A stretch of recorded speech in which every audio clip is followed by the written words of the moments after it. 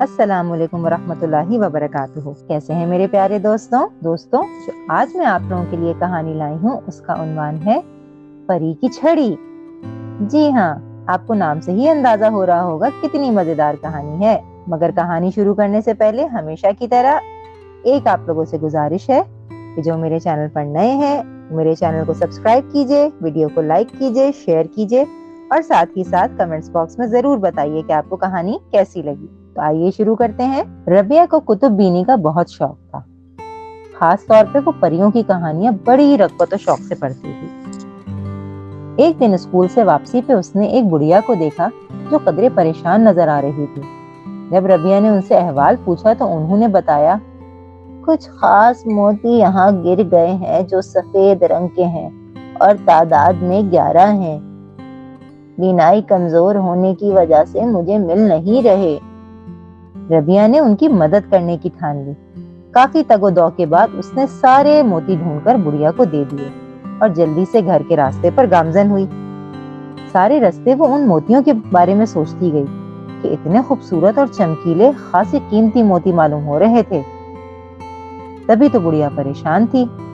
وہ اسکول سے چھٹی کے بعد کافی وقت لائبریری میں گزارا کرتی تھی، اس لیے وہ اکثر گھر دیر سے پہنچتی تھی۔ رات کے کھانے کے بعد تھوڑی دیر تک گھر کی چھت پر ٹہلنا اس کا معمول تھا۔ آج کافی خوبصورت موسم تھا، بالکل صاف و شفاف دلکش سا چاند آسمان پر چمک رہا تھا۔ ہر جانب چاندنی پھیلی ہوئی تھی۔ ہوا سے پتوں کی سرسراہٹ اچانک ہر جانب بھینی بھینی خوشبو پھیلنے لگی۔ دور سے ایک روشنی کا ہالہ قریب آنے لگا، جیسے چاند زمین کی طرف آ رہا ہو۔ آہستہ آہستہ منظر صاف ہوتا رہا۔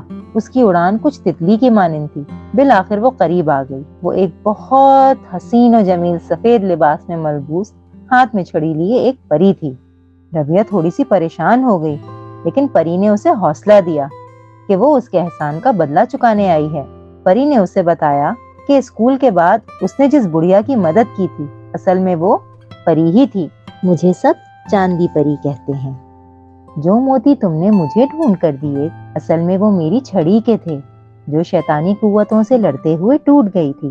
اس کے ٹوٹتے ہی میرے جسم کی طاقت ختم ہو گئی تھی اور میں بوڑھی نظر آنے لگی تھی۔ لیکن وہ موتی جس جگہ گرے تھے وہ تمہارے اسکول کے پاس کی جگہ تھی، جہاں تمہارے جیسی نیک دل لڑکی نے میری مدد کی۔ میں تمہاری کوئی بھی خواہش پوری کروں گی۔ ربیہ نے جھٹ سے پرستان دیکھنے کی خواہش ظاہر کر دی۔ پری نے ربیہ کا ہاتھ پکڑا اور چھڑی گھمائی تو وہ فوراً پرستان کے دروازے پر پہنچ گئی، جو بادلوں اور اوس سے ڈھکا ہوا تھا۔ وہ اندر داخل ہوئی۔ پرستان بہت حسین و دلکش تھا۔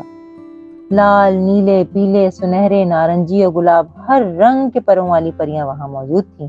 چاند پری کی شان سب سے الگ تھی۔ ہر رنگ کے پھول، پھولوں سے لدی ڈالیاں، ہر رنگ کے پھول، پھولوں سے چھپی پہاڑیاں، ہوا میں رقص کرتی پریاں تھیں۔ گل و پھول کی گلیاں، ہر جانب فطرت کا رنگ پھیلا ہوا تھا۔ اس کے ساتھ ہی چاند پری نے ایک شاندار دعوت کا انتظام کیا، جس میں سب پریاں مدعو تھیں۔ کھانے میں شہد، انواع اقسام کے پھل اور مٹھائیاں پیش کی گئیں۔ پھر محل میں گھومنے کے بعد وہ ایک لائبریری میں گئی، جہاں اس نے کہانیوں کی کتابیں ساتھ لے جانے کے لیے رکھیں۔ اب واپس جانے کا وقت آ گیا تھا۔ ربیہ سب پریوں سے ملی اور چاند پری سے اجازت چاہی۔ پھر اس نے چھڑی گھمائی اور ربیہ واپس اپنے گھر میں موجود تھی۔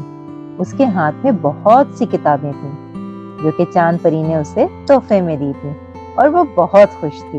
جی تو دوستوں، کیسی لگی آپ کو کہانی؟ اور اس کہانی میں بھی ہم نے ایک ہی سبق حاصل کیا کہ آپ اگر کسی کی مدد کرتے ہیں تو اس کا صلہ آپ کو ضرور ملتا ہے۔ جیسے ربیہ نے اس بوڑھی عورت کی مدد کی تو اس کے بدلے میں اس کی ایک خواہش پوری ہو گئی۔ تو ہمیں ہمیشہ اچھے کی امید رکھنی چاہیے۔ اپنا بہت خیال رکھیے گا، کمنٹس میں ضرور بتائیے گا کہ آپ کو یہ کہانی کیسی لگی۔ اللہ نگہبان۔